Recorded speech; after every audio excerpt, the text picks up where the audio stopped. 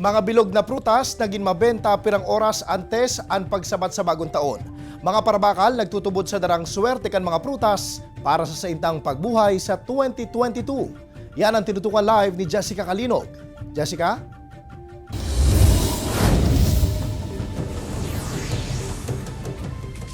Jessie, pirang oras antes ang pagsabat sa bagong taon, nagruso ang pirang mga parabakal sa mga prutasan sa Naga City para kumpletuhon ang pigtutubodang 13 pampaswerteng prutas.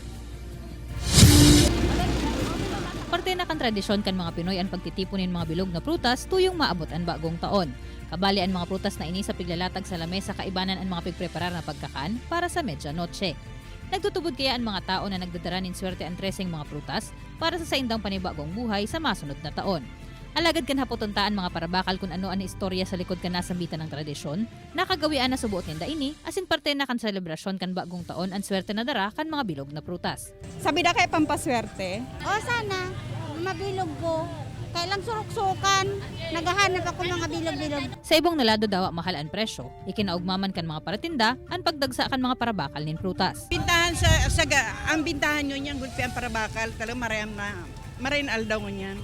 Sigun pa kinanay Nilda, dahi niya aram ang mismong istorya kan swerte sa mga prutas. Alagad nagurang nasubuot siya sa pagtubod na ini. Dahil may ano ba sa nagimatang ko, 50 anyos na kunig diyo sa tindahan na ini. Basta tarting na prutas sa indang pig-iipon ninda para sa New Year.